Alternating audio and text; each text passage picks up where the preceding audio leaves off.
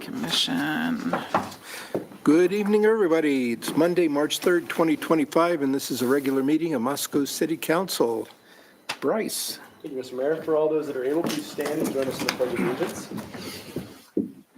I pledge allegiance to the flag of the United States of America and to the republic for which it stands, one nation, under God, indivisible, with liberty and justice for all. Okay, first up tonight is our consent agenda, and this consists of items that are either routine or have been previously considered by the Public Works and Finance or Administrative Committee and are generally kind of lugubrious, routine, or not very controversial. However, any item can be removed by a member of City Council for separate consideration. I move we approve the consent agenda. Second. Moved and seconded. Discussion? Lugubrious? Lugubrious. Gina? Aye. Drew? Aye. Julia? Aye. Sandra? Aye. Bryce? Aye. Excellent. Okay, trundling along. Mayor's appointments. Tonight I have three. I have Vanessa Stevens for the Human Rights Commission, expiring 12/31/2026. Tanya Dennison for the Transportation Commission, expiring 12/31/2029. And Leah Halterman, Fair and Affordable Housing Commission, expiring 12/31/27. Mr. Mayor, I move that we approve the trio of people that are looking to get on commissions. Second. Moved and seconded. Discussion. Okay, Bryce? Aye. Sandra? Aye. Julia? Aye. Drew? Aye. And Gina? Aye. Okay, if there are any of those people out here, Vanessa, Tanya, feel free to come to the podium if you feel like it. No pressure, and just have a few words with us. It's your chance to talk to council here for a second. Nope, it's you and Tanya. It's optional. Good evening, Mayor and Council. I'm Leah Halterman, and I have been considering commissions for a couple years, and I finally was like, I should check and see what's there. So I'm a realtor here. I have been for over 5 years now, and this is definitely fair and affordable housing, something that I'm in contact with a lot, and hopefully can be an asset to making decisions as Moscow continues to grow. Great. Thank you. Thank you. Welcome.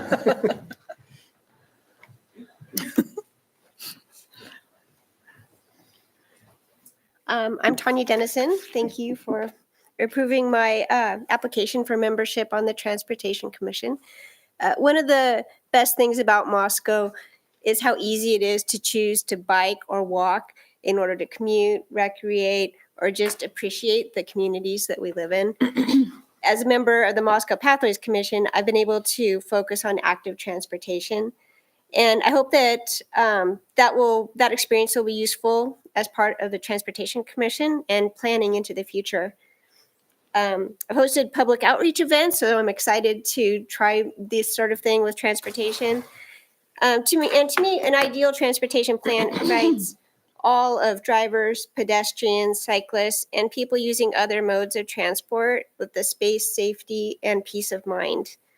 And so I hope to be a voice for all citizens toward that goal.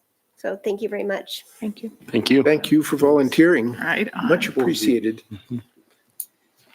Vanessa out there? Nope. I believe so. Okay, next up is public comment in the mayor's response period. And for the next 15 minutes in 3-minute increments, we invite members of the public to come up, state your name and address, and in 3 minutes, tell the city council what's on your mind, as long as it's not pending before Planning and Zoning Commission or the Board of Adjustment, nor on tonight's agenda, nor pending in any form of litigation with the city. Any takers in the space that's left around those items? Okay, nobody for tonight. Next up is the 1912 Center Annual Report starring David Schott and our very favorite Jenny Kostroff. Mayor Betke, members of City Council, thank you so much for having us tonight. I'd like to welcome back Jenny Kostroff, Executive Director of Heart of the Arts. Jenny has been running the day-to-day operations of the 1912 Center since 2007. Jenny loves old buildings and has always been attracted to spaces with character and history. And the 1912 is certainly no exception to that. So with that, I'll turn it over to Jenny. Thank you. So I am not the audited financial statement. Tonight I had a fight with my computer because I'm really an old school, legitimately an old school. So in fighting with my computer to do photos, that's on point. So I said, you know what? I'm going to let the computer win today. And it did. And so I'm doing this presentation without photo visuals except for these. So this is the 1912 Center. This is a side view for those at home that don't know this place. This is your building. It is our community center here in Moscow, and all of you should and can come and use the building for all sorts of purposes. I love that Leah is in this audience, and Leah has had multiple fun and exciting thematic parties using the living room on the second floor. And I love that Tanya is here, and Tanya has just joined the computer support staff on Monday mornings. You can get help in the welcome room to learn how to get the computer fight. Like I needed you this afternoon when I had a fight with my computer about my photos. So, but Tanya is now volunteering her time joining Kay Keskinen on Monday mornings to help with computers. So I love that the folks that are joining our new commissions, the positions, are folks that are also very active in the 1912 Center as well, which is really fun. This is exactly what we want to have happen. So anyhow, this is a lovely side view, and all of you are welcome to look at this closer. I believe Sandra's in this picture in one of the windows, aren't you? I am. Yeah, there you are. There's Sandra up in one of the windows. So this was a photo taken by David Harlan, and we invited all of our past board members and current staff to be in windows of the building looking out for a photo. It was really fun. So I figured you might need to know what the building looks like. So that's photo one. And then to tell you what we got up to this year, because we're doing a quick little summary, because I'm coming back at you, because we have to get official approval for the fun things that we're up to. So this is just the little sneak peek, because we're not showing you the third floor stuff yet till I get that done officially. But we hired KNIT. There might be somebody on this council. There might be. Raise your hand. Who is involved with this company, but KNIT is an incredible architecture firm in our downtown Moscow, and we hired them in this past year to come up with a schematic plan for the third floor, and that is what I will be bringing forth through committee and back to council again, so I'll talk in detail about it then, because then it feels like the proper reveal, but in the meantime, this was the beautiful drawing that KNIT did for us that we get to just sort of parade around saying, look how pretty, it's the 1912 Center drawn and KNIT in their nice logo. And so we got to get a lot of mileage out of this board. So I figure that's pretty great. So we partnered with KNIT, and they worked all year, and we got a really lovely schematic design that we're very proud of for the third floor. So that was our big movement in the building. We did some repairs and maintenance, so all of the railings around the property got a good coat of paint, and we also repaired the back parking lot where it had kind of gotten a little bit squished down with the garbage truck coming in there and smashing the asphalt. So we got that fixed last summer. That was really good. We had a bunch of great programs in the building this past year, art shows with our community members, as well as individual artists that got to feature their work in our hallway gallery. We had 4 different shows last year, and we currently have a community art show in the building now, so you're all invited to come check that out. It's called What's Cookin', and on that theme, it'll be up through the end of March, and our prize-winning, best voting ones got wooden spoons for their hard work in making art for our community to enjoy. We also have been hosting the Welcome Table. The Welcome Table is a free, and I mean this for everybody, it is a free community dinner. It is very hard to meet new people at a restaurant or in a situation where people would come from different backgrounds and different walks of life. Some have kids, some are single, some have family that's grown and flown. So the whole variety of folks in town can come and sit at a table together and have a free, beautiful 3-course dinner that is to bring community together. And Welcome Table, we served 10 meals last year, and they're always the 4th Monday of the month, except for May and except for December, because May's a holiday and it's really hard to get people out on a holiday. And December, it's also a holiday. So there you go. So we do those dinners, and they're at 6 o'clock. We serve 112 people each time we do a dinner, and different chefs representing different parts of our community. So just last week, Katie Grauke of Thresh Catering was our chef coordinator, and then she sort of gets all of the volunteers going to make the meal and get it plated and served, and everyone in the community gets to enjoy that meal. And then they write cards that tell us about the experience. So that's their payment, to write about the experience. But you are seated as a guest with people you've never met in town before necessarily, because I randomly go, let's see, who should Victoria sit with, like that. So we get you set up so you have fun that night. And then at the end of the evening, those cards are our payment. People are welcome to make a donation. The money that comes in by donations goes into the next meal. So it's automatically turned into food purchases for the next meal. But the cards are what we use to write grants to get money for food so that we can continue to make this happen. And last year we had a partnership with Powwow Food Truck came, and we got to have a pre-colonial dinner, which was pretty amazing. I mean, bison, I'd never had it before, and it was great. So it's a great experience. Welcome Table, you can look up Moscow Welcome Table, and we have a reservation system that opens on the 15th of each month.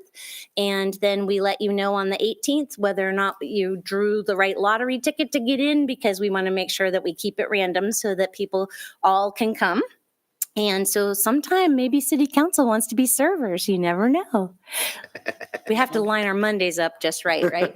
That's the trick. But it's a lot of fun. So we did Welcome Table this past year. We had 1912 Center Makes, which is an art making program that is also free. It's on the 3rd Monday of the month. And you come, you don't have to have any supplies or knowledge about the skill that we are doing that evening.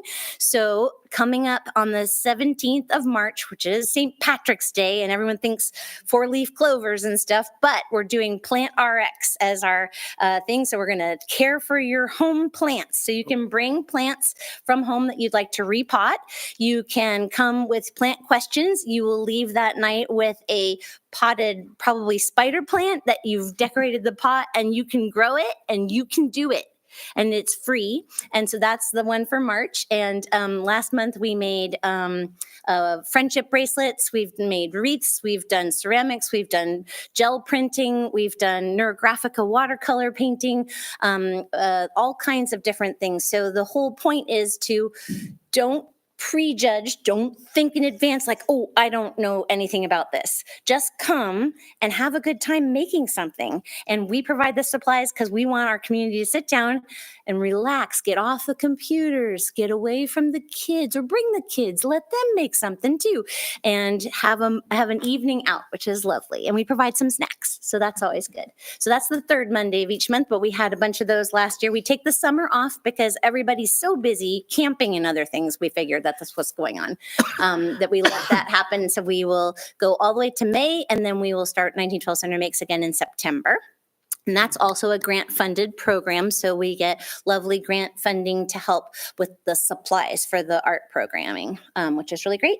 And this past year, we started a newsletter. So we were told by a lot of people that, how do I know what to do at the 1912 Center? And we're like, you know what? That's a new problem that we haven't had quite before, because we didn't have so many rooms. Now we have so many rooms, and we're going to keep adding rooms. So we really needed something that would tell you you what you could come attend at the building. So the newsletter, if you'd like to sign up for it, feel free to send 1912center at gmail.com. So my email address, send me your contact information. So an email and your name, and we'll get you signed up for the newsletter. The newsletter comes out at 8 a.m. every Monday, and it just tells you the fun things you could do that week. So for example, like recently, Humane Society had a soup and pie dinner. Actually, it was a lunch, and you could come and have soup and pie, and it was raising money for the Humane Society. Super fun.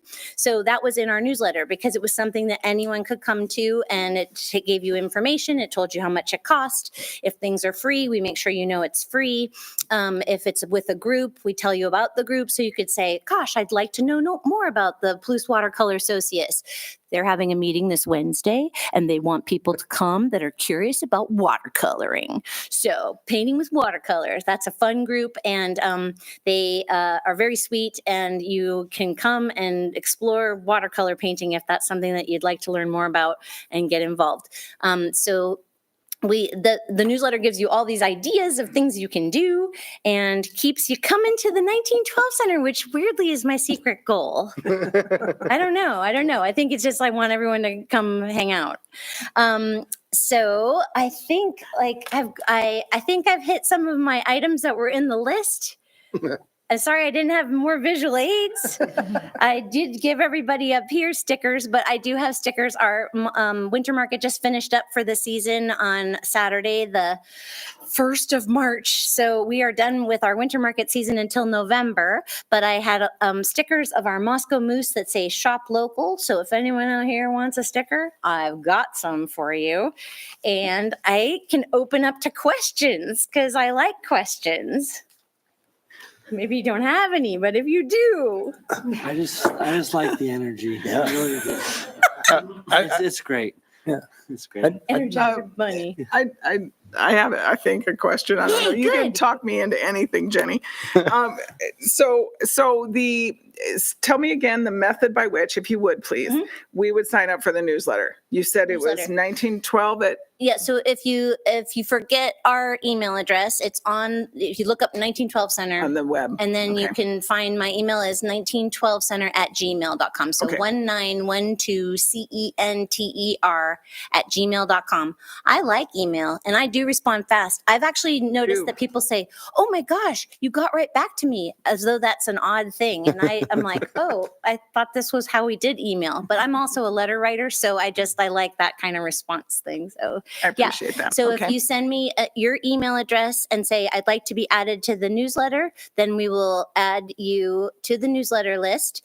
And then every Monday, and you can ignore it on weeks you're busy, just let it be in your email box. But when you're like, I'm bored, I want something to do, click on our little link, and it'll show you what's happening that week. We've got free exercise classes for seniors mostly, but I swear people are kicking around the edges and it's so fun every day of the week. We're going to be starting in April a tap dance class for seniors and anyone that wants to join them. You don't have to have tap shoes. You're just learning the moves. And Esther Louie, who is just a fantastic woman, is going to be teaching us tap dancing. And I'm like, yes, please, Esther. So that's going to be so fun. So that kind of thing. And we'll announce those. But like, for example, I have a good one for you. Anyone want to just learn about tango dancing? There's a free tango class tomorrow night at, I want to say 6:30 or 7. Check with me if you'd like to know more about it, because I don't want to get it wrong. But it's a free class, and it's this really sweet couple, Susan and Greg, who have recruited somebody to teach tango because they just want to dance tango. And so they're paying to rent the room, and they want to gather people who want to learn to dance tango. And it's a series of classes, so it'll probably be a total of I think 5 classes and then 1 dance night. So it'll be a fun experience. And it's Tuesday nights, every other Tuesday. But like that, like I've got weird stuff. It's awesome stuff. Yeah. I appreciate it. Thank you, Jenny. I'm envisioning a team bonding thing for all of us to do tango together sometime. So Yes. maybe put that on the radar. Tuesday nights. Um, Woo. But for all those in the audience tonight, because we've got a pretty full audience, and for those avid viewers at home, I'm curious. Can you just give us a brief history of the 1912 Center so we're just all up to date? Absolutely. As much as you want to say. Well, There's so little- it's important. Why I come to council every year is because the building is owned by our city. So it's very important that everyone knows that Heart of the Arts, the company that I run, is the steward of the space for our community, but it is a city property. And to that end, I work really hard to continue renovations on the property so that it adds value to our city's like portfolio. Really, it's like making sure that this building is more and more valuable. And part of the plan, my long range plan, is we renovate the third floor, which currently is in a sort of stripped back state. If you'd like to see it, come visit me at the office anytime.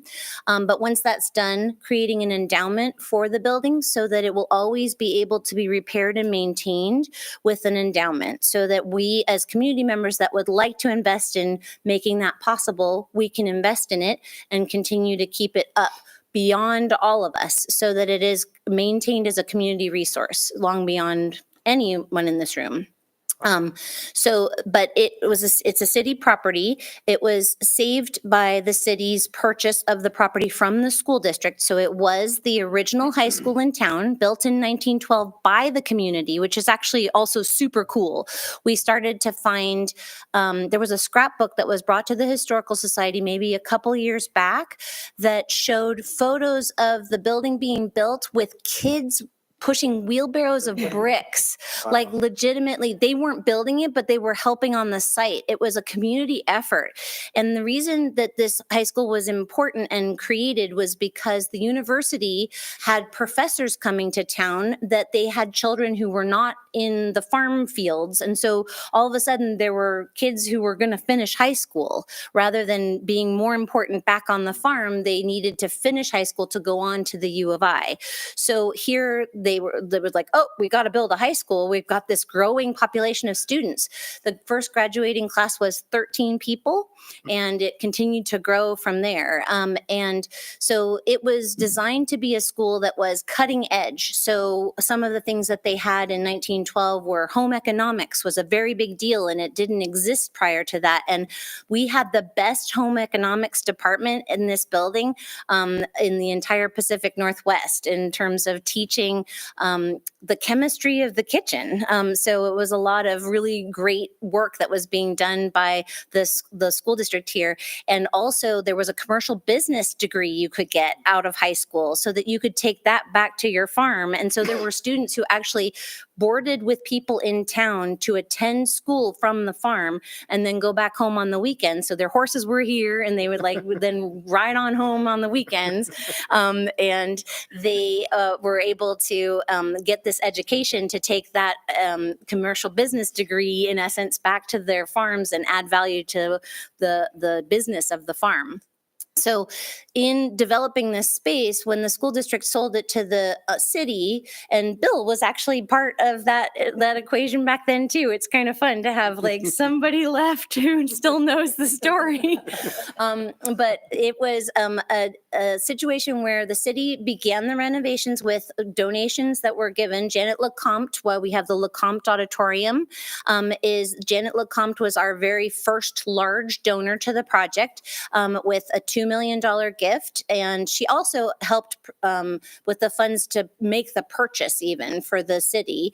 And her gift helped sort of secure that first phase of the great room space and making sure the building was sound. And then from there, it was it tabled out after what was the senior center by my office, and we now call it the welcome room because we want to make sure everybody feels welcome to arrive to the building instead of it just being, oh, well, that's a senior center, I can't go in. So that wing that I'm in with Friendship Hall and the Welcome Room was the second phase of what the city did. And that was with grant funding with, it was ARC of Latah County that helped with the Friendship Hall space to help people with disabilities and their care providers have a gathering place throughout the winter where they didn't have to hang out at the mall. They could gather, have lunch, play games, use the computers, watch TV, and not be at someone's private home. And then, so it's always been a free drop-in space. But then at that point, the city was like, you know what? It would be really great, since the whole goal is not to use city funds to do the renovation. The goal is to fundraise to do the renovation.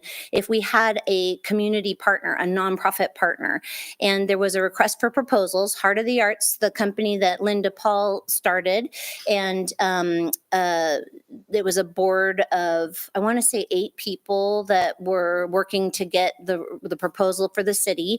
So they made this proposal. And at the time, they didn't have an executive director because they didn't have that kind of funds. They were doing events at the 1912 Center to help showcase it. So that's why we are in year 20 of the winter market this past season, because we started doing the winter market when we had to rent from the city. Heart of the Arts was renting to showcase the winter market at the building, and then we would pack up and go away just like everybody else that rents.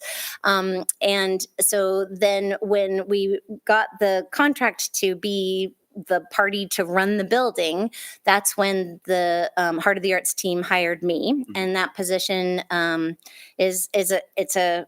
it's my lifelong dream, and I've been enjoying this job so much because it truly is never the same day twice. So a lot of fun. But so in doing that, our first phase was the West Wing, which was the Fisk Room and the Arts Workshop spaces.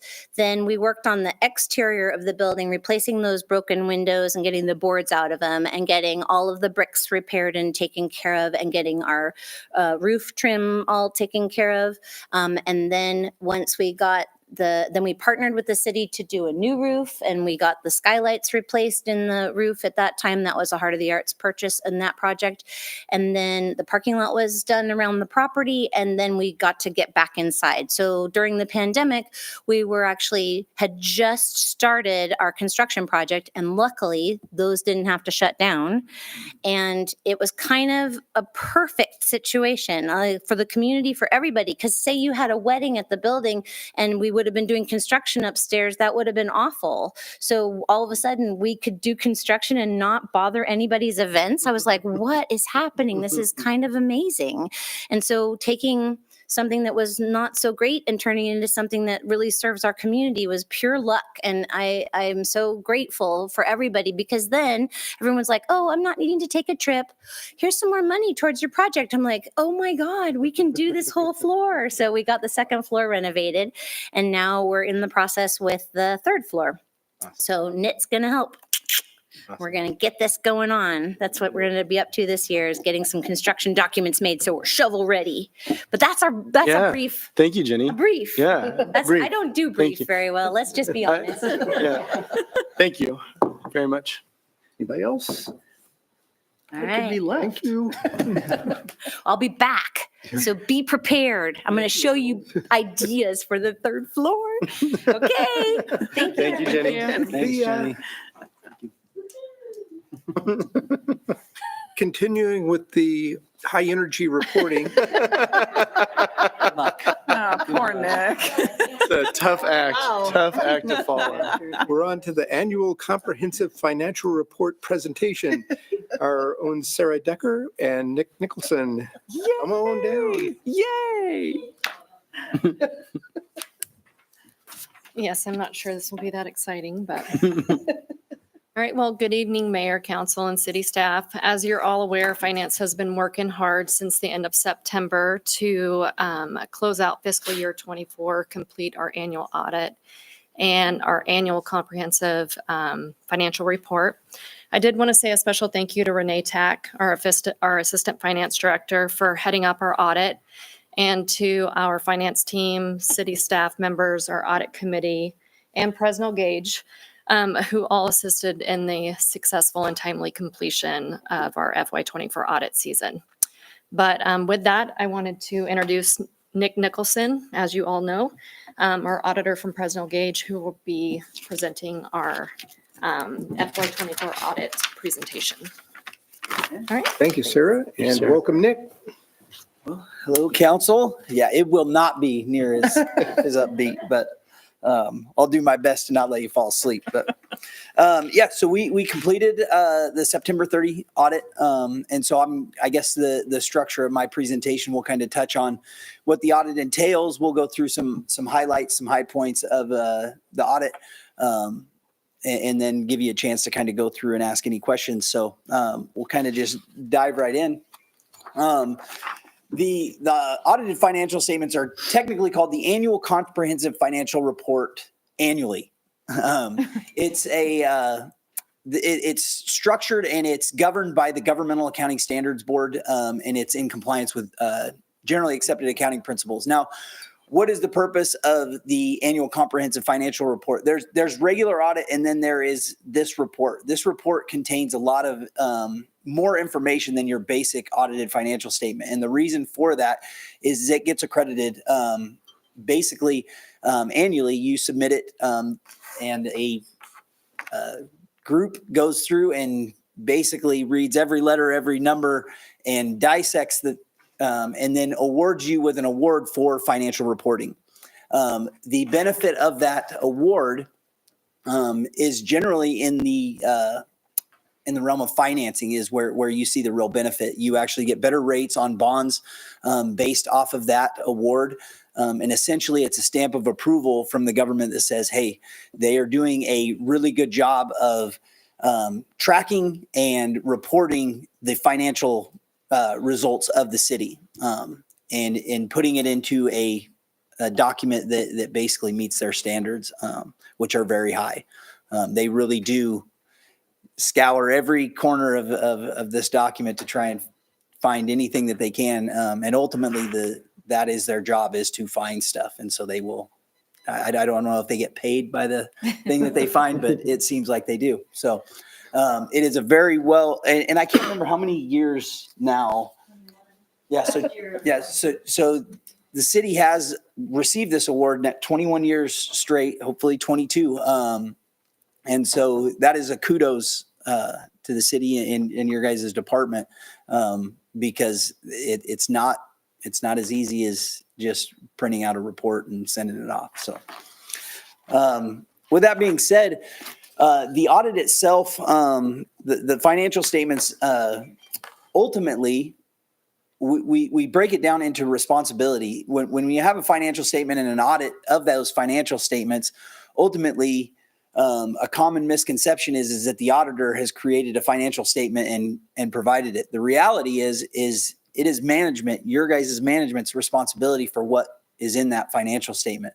The documentation, all the detail, all the accuracy in the reporting is mentioned there, your internal control structure, and the actual presentation and preparation of the financial statements itself are ultimately the responsibility of the city and its management. So then the next question is always, okay, so what is the auditor's responsibility? Well, the auditor's responsibility is to test that information and then provide an opinion on it. Actually, we provide 3 opinions within the main document. The first one is actually just the presentation of the financial statements. Is it fair? Is it a fair presentation of the city's finances and the position that you're in and the activity that took place? The second one is, are your internal control structures operating properly and designed properly to catch misinformation or to catch mistakes within the process of financial reporting?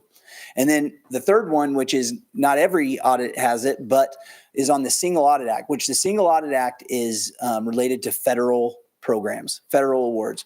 Right now, currently, if you spend more than $750,000, you are required of federal dollars, of federal financial assistance, you are required to have a single audit. That number goes to $1 million, I believe, for next year. That number is raising. And ultimately, that is to make sure that you're in compliance with federal awards. With that said, during our testing, we kind of go through a process of what we call risk-based auditing. We look at your procedures, we look at the information, the actual numbers we go through, and then we design our procedures to test the highest risk areas that we see as auditors. In our opinion, we determine, all right, this is the most likely place that a misstatement could occur or that the process could fail. And we test those areas in order to basically assure ourselves that, hey, it is operating properly and the information that is presented is fair. And then we put our opinion based on that testing. Our opinions, all three opinions, are what we call unmodified opinions, or I guess what the industry calls unmodified opinions, which basically, in layman's terms, is a clean opinion. There's nothing in the financial presentation that we saw that would make us believe that there's anything misrepresented. We feel that the internal controls are operating properly. They're designed properly in order to catch any information that might be improper. And then on the Single Audit Act, you're in compliance with your major programs, which this year you had one major program. In the single audit world, based on the size of them, you can have multiple major programs, but you had one major one that was the primary reason for that. And that is basically your COVID SLFRF funds. That was just over $1 million.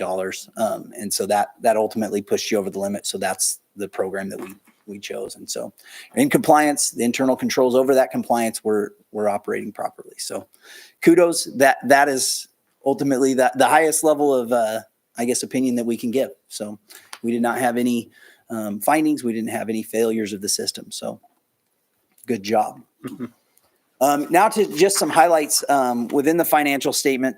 A lot of times the most common thing that entities really want to hear about is fund balance and net position, which is basically the equity of the government. Basically, do we have the assets? Do we have the financial capability to continue operating properly? So just kind of a quick highlight, your guys' government-wide net position increased by about 13.7 million. And the biggest increase in that is basically the accumulation of projects. You capitalize your projects, and so you've created assets within the city. You've had some major projects over the last couple of years that have increased basically the assets of the city. So that is the biggest area of increase. When we look at the actual fund balance or equity of the city, it's kind of broken out into multiple areas, which we kind of can break down into there's restricted, there's committed, there's assigned, and then there's unassigned. Restricted is essentially an outside source. Wherever the money is coming from restricts this funds are to be used in this way, and you don't really have a control over them. So if you've received those funds, you have to hold them in restriction until they are spent for that purpose. And then it just kind of goes down from there. Committed is generally something that you guys as an entity have adopted that is legally binding, that you've committed those funds to that. Then you go down to assigned, which is basically a lot of times is a special revenue fund that, your cultures and rec, your parks and rec, basically those monies come in and are assigned to that purpose, but they're not rising to the level of, hey, the highway user fees. Hey, you guys can only spend it for this purpose. It's basically a broader purpose. And then unassigned is basically it comes in and you can do whatever the city deems useful. So the restricted balance there in the government-wide, there's about 1.8 million. It consists of about 565,000 that is restricted for debt service, 317,000 for highway user fee purposes, and then 796 for culture and rec, restricted by the Hamilton will, and also basically those funds that have been transferred into the general cultures and rec for those purposes. On the business side, business type activities, that's your water, sewer, garbage, those areas, utilities. The net position is about 39 million, 38 of that, almost 39 of that, all but about 400,000 is for water, sewer, stormwater, and sanitation capital projects. Basically, you guys have been accumulating some funds and have been undergoing lots of projects for that and setting money aside for that. And then the other 402,000 is for debt service, bond debt service, annual debt service. So there's kind of a recap of government-wide. This is about how much, or it is how much your operating expenditures are. You can see from 20 to 21, those went down. Obviously, COVID took a pullback, a drawback of what you guys were, the activity that was going on. But you can see that we're up to about $44 million of annual expenditures within the city. So. With throughout the audit, one thing that you'll see is not every fund that the city has is highlighted and separated out in every document. Basically, in the audited financial statements, in the basic financial statements, it's separated out into your major funds, and then it will summarize the non-major together. Your major funds, based on essentially size, the amount of income, revenue, assets, or liabilities, if it rises above about 10% of what the total city is, it's a major fund. And so general fund, street fund, your cultures and rec, your capital projects, and your Hamilton fund. The Hamilton fund size-wise is no longer meeting that, but its relation to the cultures and rec is why it has continued to be. And then your non-major funds are those listed, you can see. Then your enterprise funds as well. Can I ask a question in the middle? Yeah, absolutely. Before I lose my train of thought. Yeah. So I was noticing around page 20 of your report that the general fund has decreased by rounding $3 million, or about 32%. Yeah. Is that concerning at all? Or is that just It moved is to not a concerning. different- I'll actually, we're going to highlight it here in a bit, but the easy answer for that is last year's balance was a giant increase, and basically there were funds set aside for some capital projects. And so most of the decrease this year has come from a transfer to the capital projects fund for activity. I believe the actual transfers out were 7 million. Okay. And then I'll kind of highlight the health of that. You're not in a situation where that is running out of money, and where that is a situation that you will continue to occur. Is there a certain percentage that is normal to have as I don't know the word, sorry. Yes. So Working funds? actually, I'll just, Am I ahead of you? you're ahead, but that's go okay. ahead. That's actually probably the most important discussion that comes from these highlights. So the general fund, generally the carryover, obviously, basically the carryover of your general fund fund balance is, hey, this is what we have to operate on going forward. So what is healthy? What is a healthy fund balance? Generally, we put it in terms of how long can you operate your general fund at the rate that you spend it at if there were no funds coming in. Basically, if something were to occur, could we continue to operate? And so we generally recommend that you could operate a minimum of 60 days without any funds coming in. The reason for that is because a lot of times your funding does not come in every month, especially for your general fund. Your major income, property taxes. How many times do you pay your property tax a year? Twice a year, which that's how often you guys really get it. So you guys do have to have, at times, the ability to operate with less income coming in. So that's why we say around 2 months is a minimum that we recommend. And I actually calculated, so you guys can basically operate just over 5 months. That's where you're at. It's 5 months of general fund carryover of expenditures. So if no money came in for 5 months, you guys could operate your general fund at the exact same rate that you operated in last year and still be able to make your payroll, pay your bills, and continue to exist. Great. Thanks. Sorry if yeah. I jumped ahead. Nope, that's perfect.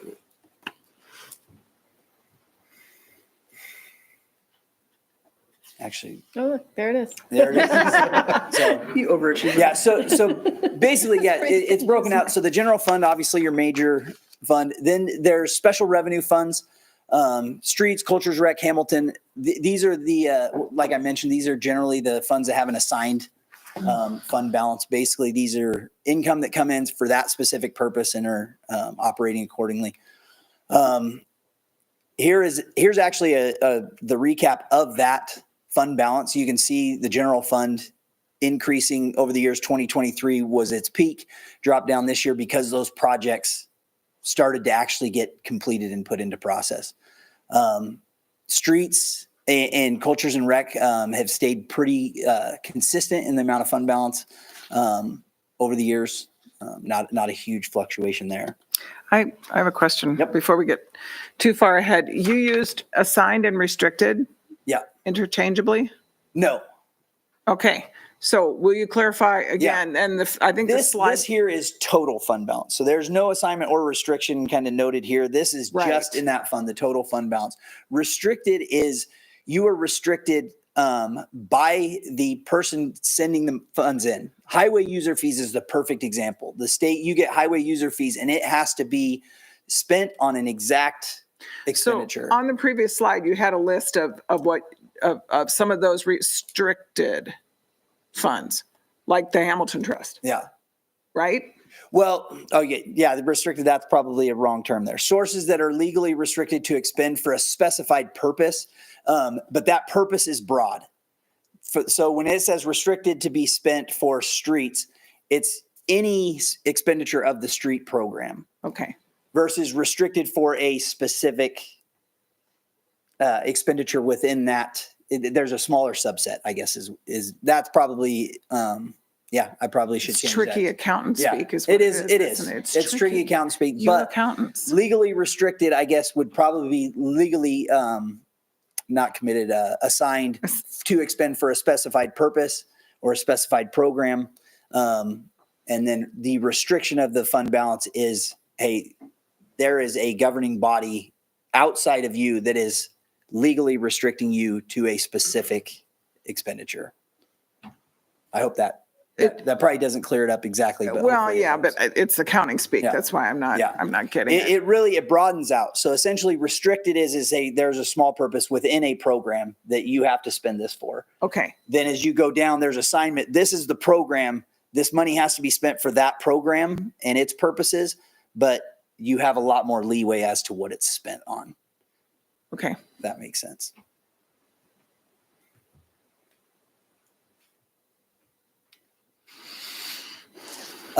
Within the general fund, there's a couple different areas where it's spent. General government, and then the public safety. And those were, I can't remember the exact numbers. I believe there was about $15 million of expenditures in the general fund, and I believe 7 of them were for general government, 8 were for public safety, round figures. And so this is basically the breakout of what general government is: your legislative, your executive, administrative, all of those different kind of expenditures. And then your public safety, obviously, primarily your police, your services, enforcement, parking services, engineering, those kind of things. Here is so this is basically a chart of, here's the trend of revenues within the general fund and what it's spent on. Obviously, you can see you had some buildup of fund balance over that time because the revenues were above expenditures. This year, you spent some of those accumulated funds, so the expenditures exceeded. And that's where you get that decrease in fund balance that Julia was talking about. Okay. Cultures and rec, basically all of the expenditures fall within these buckets. You've got your general cultures and rec, which is the primary breakdown of the expenditures. Most of it comes into that. Small amount to 1912 Center, the community play fields, and Hamilton Parks and Rec funds being expended there. On the street side of it, kind of the same representation. You can see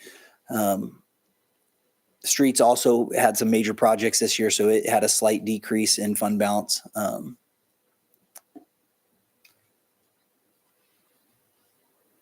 Then we go to your enterprise funds. These are accounted for separately. These are accounted for more on a business style basis.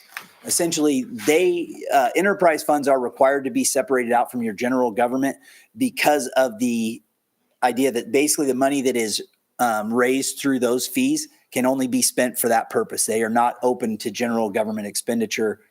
It's restricted then? Is that how you use the word?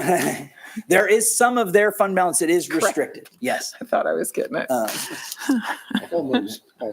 I guess I'm not getting Yeah. a PhD. I'm fine. Restricted is generally, so basically in the restricted funds within the water, sewer, garbage, those things, your bonds.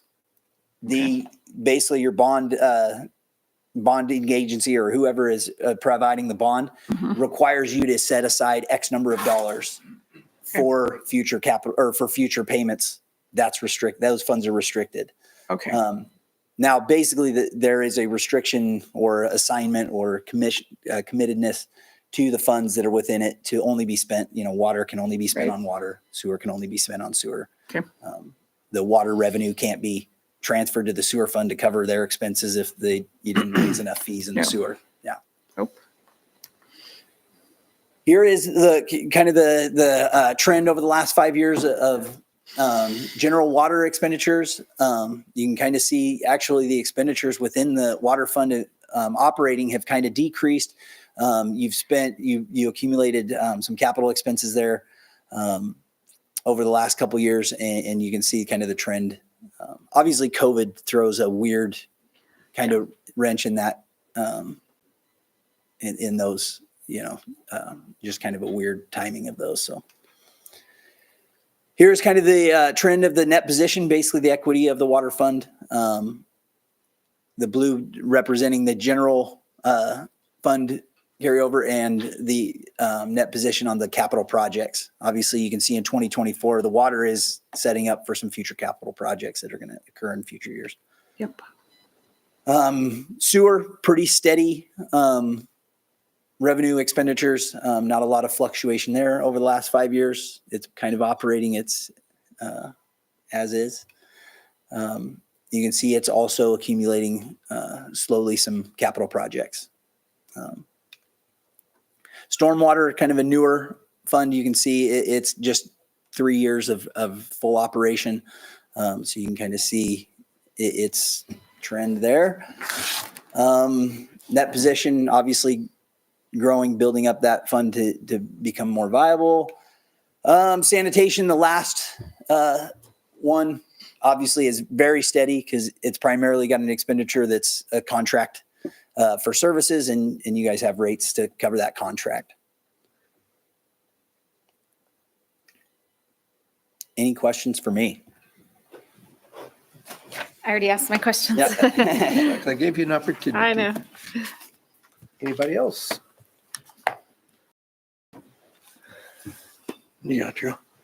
I'm still chewing on a lot of that, and I just want to say thank you for the work that you've done. And I just want to commend Sarah and her team just for that, continuing the standard that you've set for 20 plus years now. And I think that that's really great for the community to know that this is a tantamount priority for all of us as a city to keep all this in order. So thank you to Sarah and the team, and thank you for the audit and the presentation.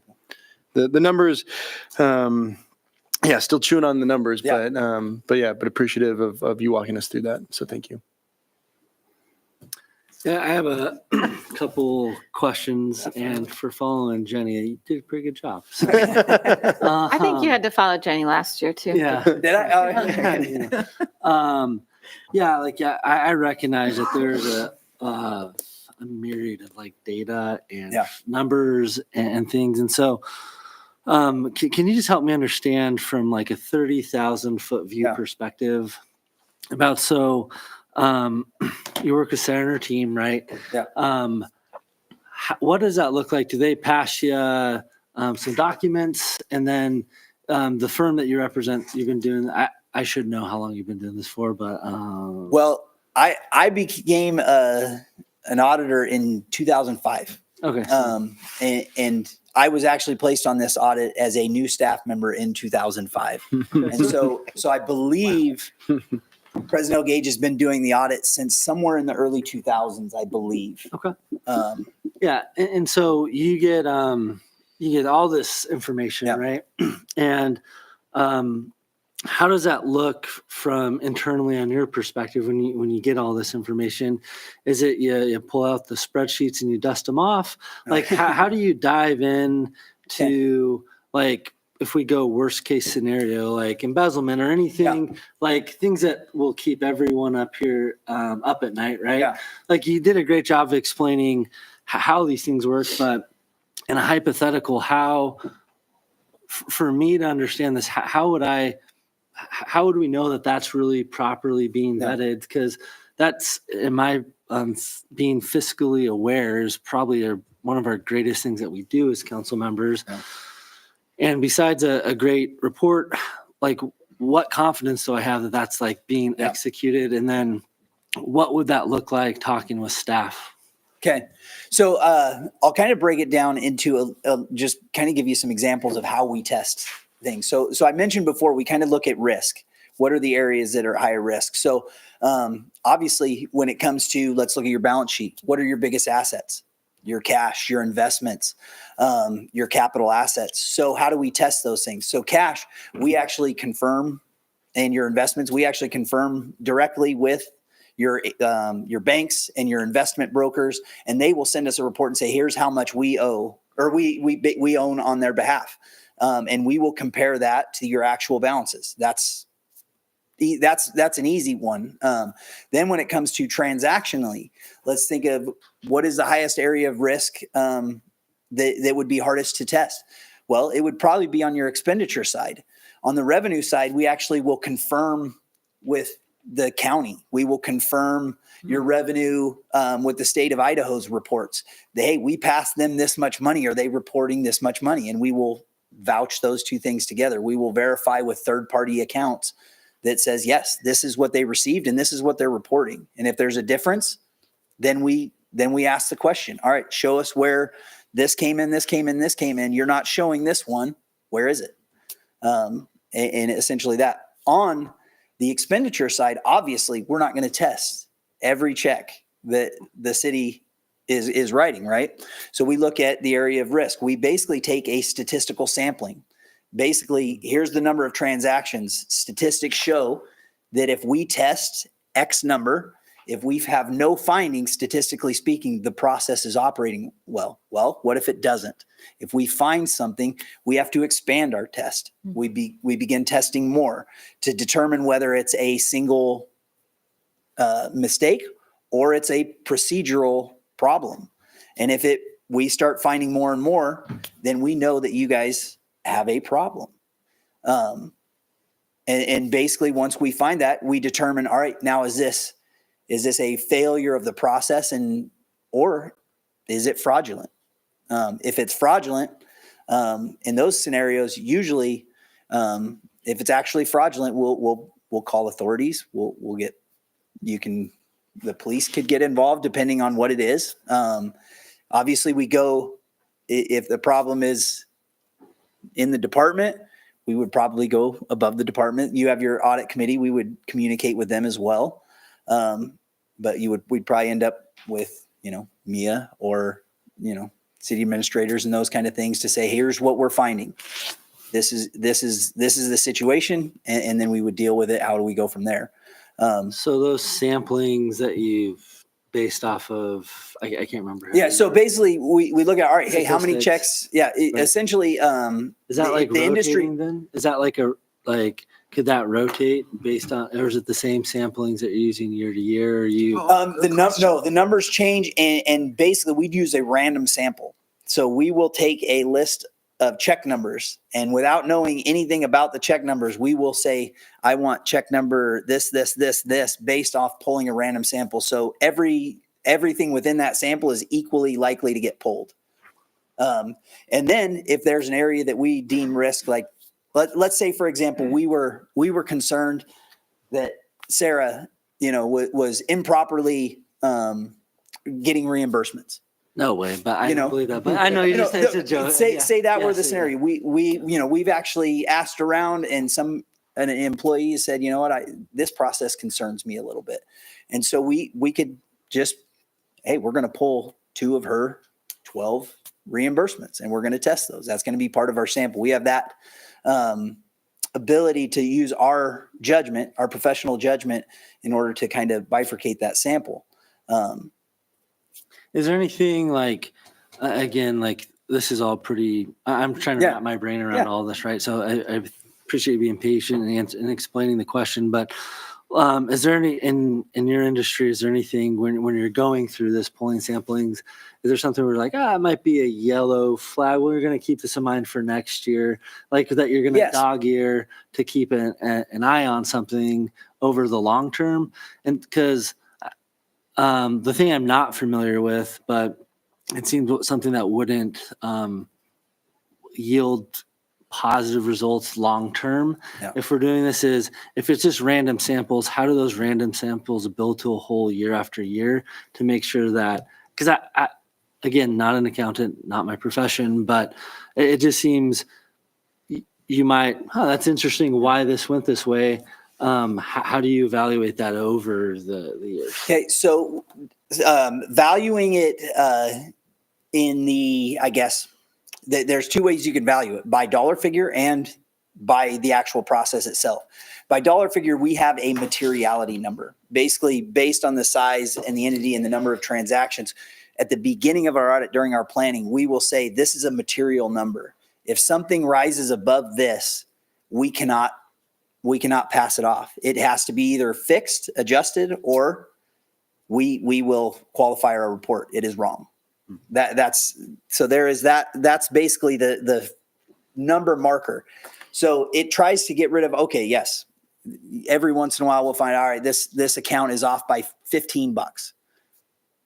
Could be rounding, $15. We're going to pass on that. It is not material, and so we will pass on that. But if we've got thresholds, like $15, I get that. Why, but like when would it like trigger something? We're like, whoa, like what would? Well, generally we're pretty close to the $15 mark when, like, if counting cash, I was within $2 of rounding this year. So generally, if it starts to get, I would say, for me personally, if I'm looking at your guys and you're off more than $5,000 in an account, I'm probably going to ask the question, hey, I want more detail on this. I need more explanation. That would be it. Now, if there was a good explanation and it was like, well, $5,000, we messed up on this, it's fixed in the next year, I would pass on it. I would say, we don't need to adjust it this year. You can adjust it next year. It's not large enough.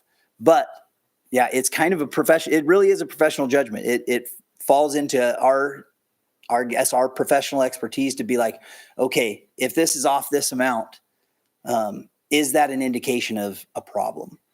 Because ultimately that's now on the procedural side of it, outside of the numbers, when we're testing your expenditures, we're not just testing whether the numbers are right. We're testing that your process that is designed, that we have looked at and said, yes, this is a proper process that will catch these things.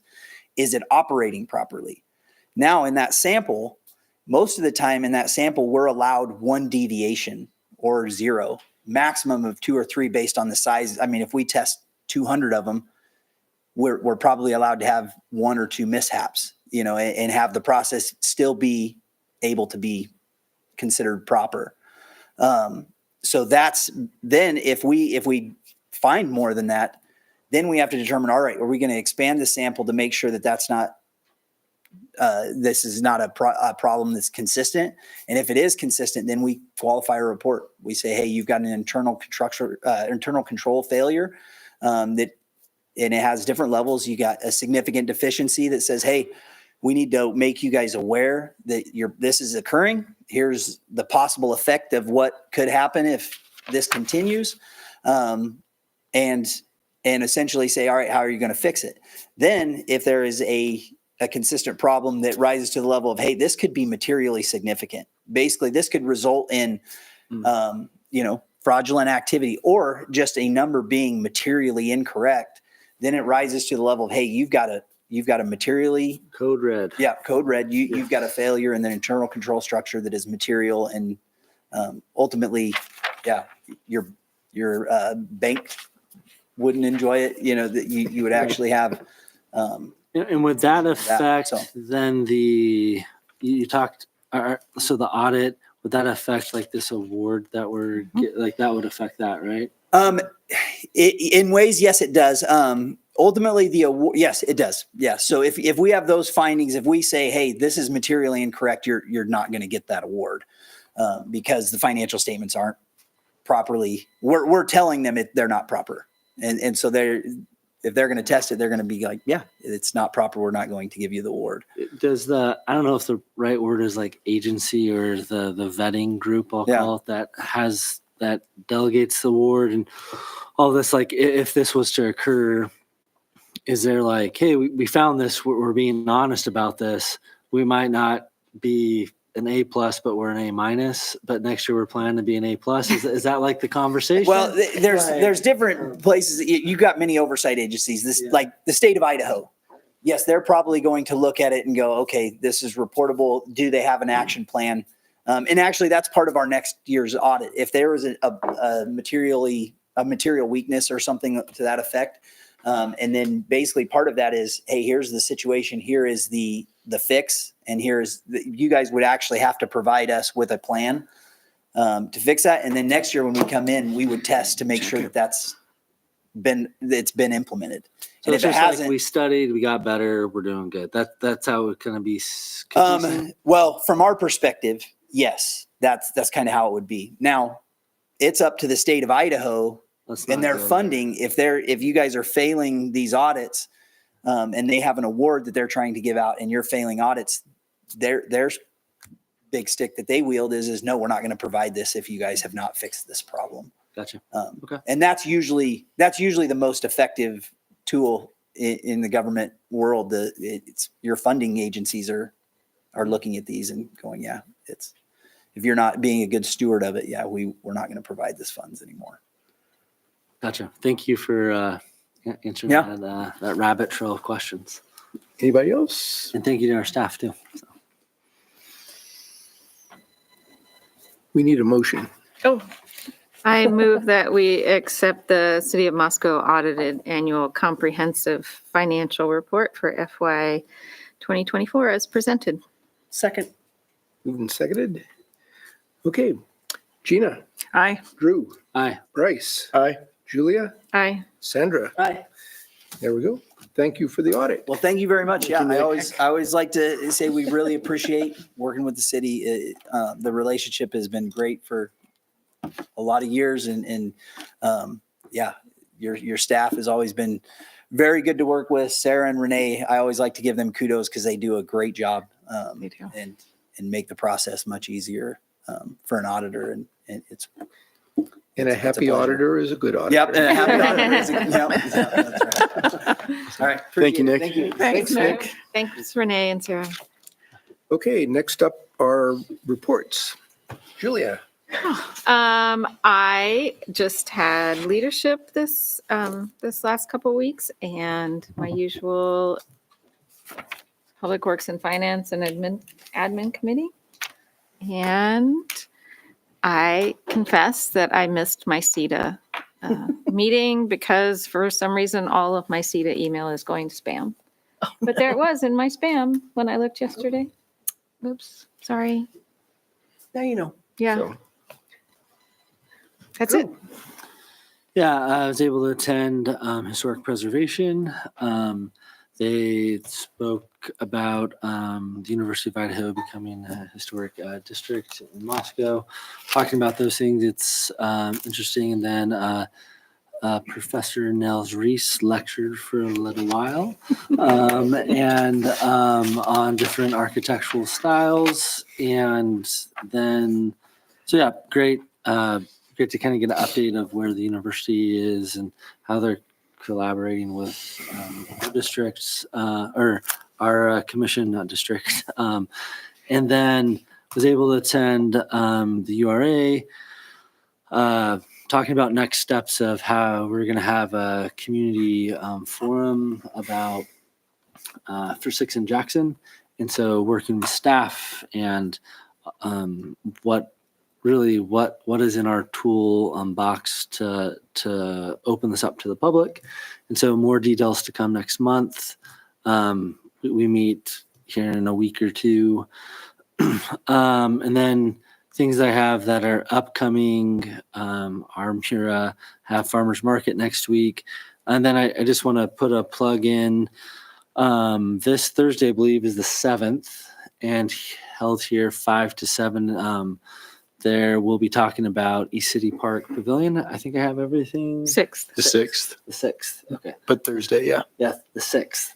And so they'll be talking about those details. And so recommend anyone that everyone in the public should be mindful of this. And so I think you should go and give some feedback because we're providing it. And that was asked by many members of the community. And so we hope for sure those members that asked attend, but I think other people should come. So yep, that's all for me, Mayor. Okay. Sandra? Well, I appreciate Drew being at URA because I woke up at 4:00 in the morning. My stomach said, "Oh, girl, you're not going anywhere today." So it's good to have two people on council being able to do that. So Gotcha. appreciate that. I went to the State of the City and really enjoyed what the mayor had to say and all the hard work that everyone put into that. I thought it went very smooth and it was very enjoyable. And my table seemed to enjoy themselves also. So well done, Oh, sir. good. And that was even without anything to drink. Right? I know. It was pretty impressive. I had a smart transit meeting and for all the frustrations I had the month before, everything seems to be sailing right along. With Haley still as a board member, I just sort of hung out and trying to figure out how the two meet, but that's going fine. And just as a side note, I had to get new tires because my car decided to have tires explode. And I took the bus to class or to school. So that was nice. It's like, oh, here's a bus. Second time I've been able to ride it when cars are broken down. So I love that. Not the car breaking down, but the being able to get to and from. And then if I'm stealing anything, Julia, sorry about that. But we went to see the Edwin Moses 13 Steps movie and it was great. I was very much impressed. It was someone that I was track and field my whole life. So it was really fun to see him in person. I missed the Q&A because I'd promised to take my mom to dinner. But the movie itself was great and listening to his talk beforehand. It was a really cool thing that we had here in Moscow and something that seems to happen more often than not in our little town. So I'm grateful for that. And I think that's it. I'm sure I'm missing something. Oh, the 1912, but Jenny was here and I don't want to, again, as she said, steal the thunder, but we did have our development meeting and it looks like we are on track to bring something to the council that says, hey, we think we're done with what we want to do and then present it. But clearly Jenny will do a better job at that than I will. So I'm just going to say it looks good. We're pretty excited and I'm excited to have everyone hear what she has next time around. Gina? Okay, I sit here tonight as an example of it takes a village, in that I have been besieged by family medical drama in the last 3 months, and so for my would have been administrative committee, my friend Sandra sat in for me, so I have nothing to tell you from that. Zip, zero. Tomorrow is the tree commission meeting, and I will have to miss that one as well. And I'm sorry because it's your first full out meeting then. So I'm sorry about that. But I'm hoping I can convince my peer here to sit in. They're at a critical juncture as far as deciding where Tree City or where the Tree Arbor Day celebration will be. And I don't know if we'll be able to tell you next month or not. Probably because we're getting close, right? Arbor Day is usually April. April-ish. So around the Earth Day timing. So anyway, that should be some fun. There should be some excitement going on there. So other than that, I will be jetting off to yet another episode of the medical drama this weekend. Good luck. Thank you. Bryce? Yeah, thank you, Mr. Mayor. I was at the admin committee last Monday, and most of those items were on the consent agenda tonight. So you're already well versed in that. And then some other things that were not necessarily in official council items, but it felt worth mentioning just to kind of be out in the community.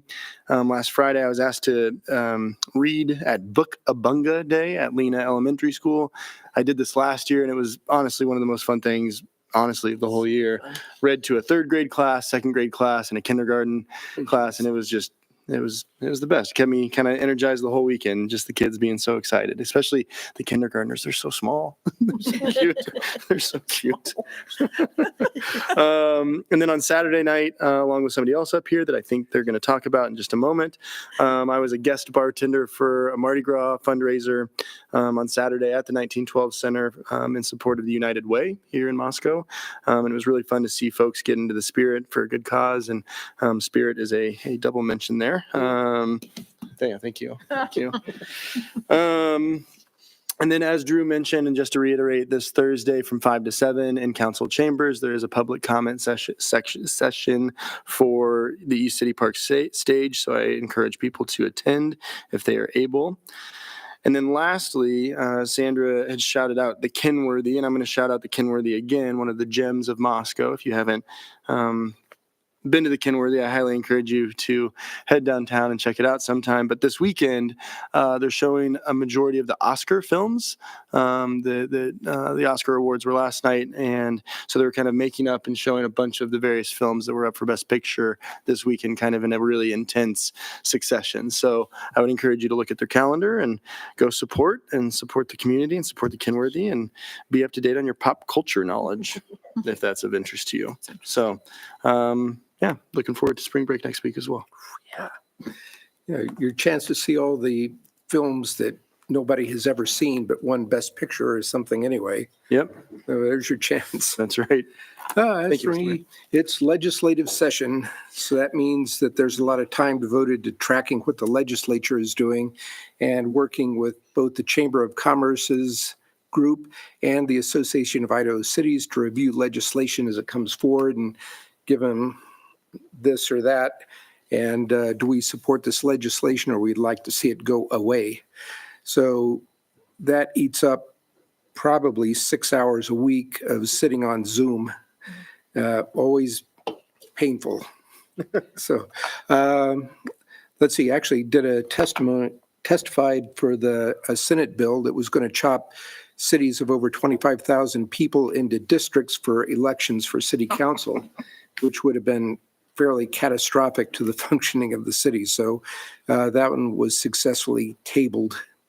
The state of the city, always fun. Get up and iterate what we've been doing in the city last year and to look forward to what is coming on this summer generally in terms of how many roads are we going to tear up and make it difficult for the citizens to get around town. So if you want to see what that's all about, there's a copy of it on Facebook, and you can log on to YouTube, see it, and find out what's happening. Gave a condensed version of the same speech to the Lions Club, which was actually a lot more fun. Just hit some of the high points and just let the questions roll. It was great. Went off to the public employees recognition lunch where we got presentations from each of the departments within Public Works about what they're up to and what they're doing, because a lot of the Public Works guys really don't know what the other departments in Public Works are doing, other than sometimes they get the conception of we're doing all the work and those guys over there are doing nothing. But that's not how it works at all. And getting everybody familiar with what everybody's doing and how they're doing it is really important. And it was a really nice lunch to see that. And as Bryce indicated, the United Way held their Mardi Gras fundraiser last Saturday night at the 1912 Center, and they had little voodoo dolls like this. And so I brought the pin with it. I'm going to stick it and see if it, I knew somebody was going to yell, yes, you are the one. Right in the heart. Anyway, it was a very fun event, and I think they raised a ton of money there to support the work that they do throughout the rest of the year. So I think that's all I have. Bill, do you have anything over there? So there we go. We're a month off of the, yep. So we're just kicking it another month down for the breakfast meeting. Oh, that, I wondered what we're a month off of the was. So I'm glad we clarified that. Thanks. Yes, so there you go. So anyway, that's all we have. So we stand, well, I guess we need a motion. I'll second and third that one. Sandra, Okay, all in favor, say aye. Aye. Aye. There we go. Thank you, Mr. Mayor. Oh, Lori, you